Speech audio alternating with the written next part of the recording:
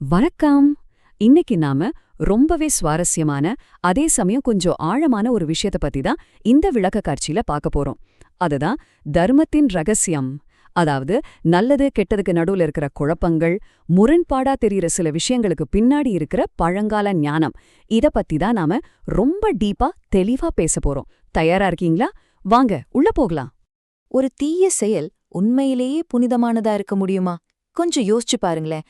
பொதுவா நாம நன்மை, தீமை அப்படிங்கிற ரெண்டு விஷயத்தை எப்படி பாப்போம்? நன்மைனா நல்லது, தீமைனா கெட்டதுன்னு ரொம்ப ஈஸியா பிரிச்சுடுவோம் இல்லையா? ஆனா இந்த எண்ணத்தை அப்படியே உடைக்கிற மாதிரியான ஒரு முக்கியமான கேள்விதான் இது. கெட்டதுன்னு நாம நினைக்கிற ஒரு விஷயம் எப்பவாவது புனிதமானதா மாற வாய்ப்பு இருக்கா என்ன? இந்த மாதிரி கொஞ்சம் கஷ்டமான கேள்விக்கெல்லாம் பதில நாம எங்க இருந்து தேட போறோம் தெரியுமா? ஸ்ரீமத் சுவாமி சித்பவானந்தர் எழுதின டெய்லி டிவைன் டைஜஸ்ட் அப்படிங்கிற ஒரு அற்புதமான புத்தகத்துல இருந்தான்.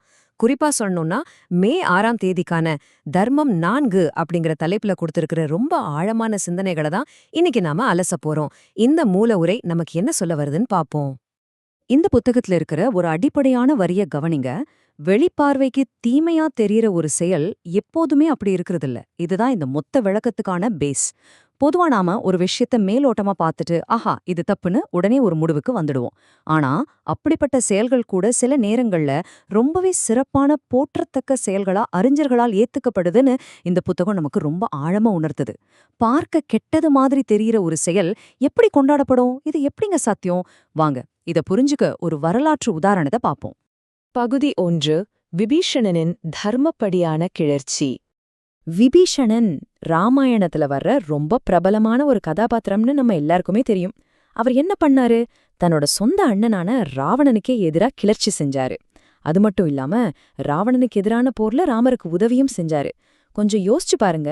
குடும்ப விசுவாசம் அப்படிங்கிற ஒன்ன தாண்டி ஒரு குறிப்பிட்ட காரணத்துக்காக தன்னோட சொந்த குடும்பத்துக்கே எதிரா போர் தொடுக்கிறது எவ்வளவு பெரிய முரண்பாடு! ஒரு அண்ணனுக்கு எதிரா செயல்படுறது பார்க்க துரோகமா ஒரு தீமையான செயலாதானே தெரியும். பகுதி 2. பீஷ்மரின் துயரமான விஸ்வாசம்.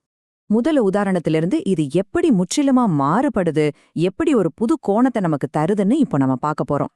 பீஷ்மர் மகாபாரதத்தோட மிக முக்கியமான ஒரு கேரக்டர். அவர் என்ன பண்ணாரு? கெட்ட குணம் கொண்ட துரியோதனனுக்காக ரொம்ப வீரத்தோட போரிட்டாரு. கடைசியில அந்த போர்க்களத்திலே வீழ்ந்தும் போனாரு. விபீஷணன் தர்மத்தின் பக்கம் நிக்கணும்னு சொல்லி அண்ணனே எதிர்த்தான். ஆனா பீஷ்மரோ ஒரு தீய தலைவன்னு நல்லா தெரிஞ்சும் அவனுக்காகவே போரிட முடிவெடுத்தாரு. இது இந்த புத்தகத்துல சொல்லப்பட்டிருக்கிற இன்னொரு கேள்விக்குரிய செயல். ஒரு கெட்டவனுக்கு உதவுறதும் வெளிப்பார்வைக்கு ஒரு தீயமான செயல்தானே. இப்போ இதுல நிஜமாவே சுவாரஸ்யமான விஷயம் என்ன தெரியுமா?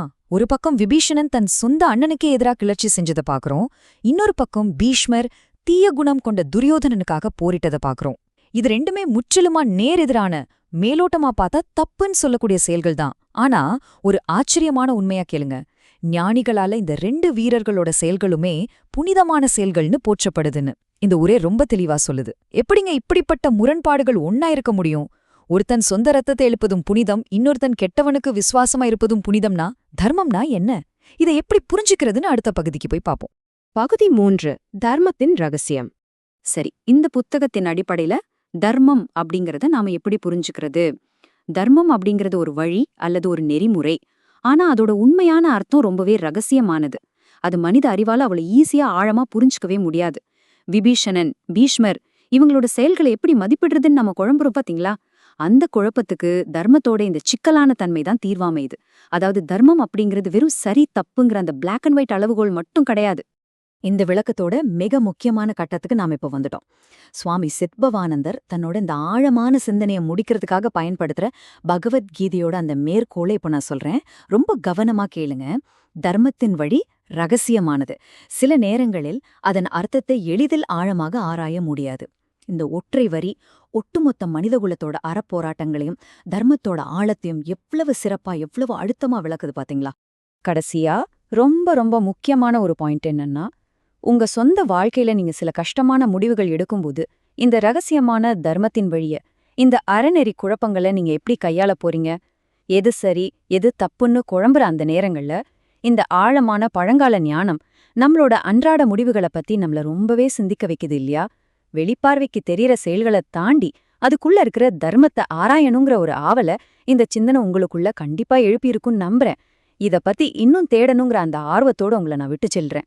இந்த விளக்க காட்சியில இதுவரைக்கும் என்னோட இணைந்திருந்ததற்கு ரொம்பவே நன்றி.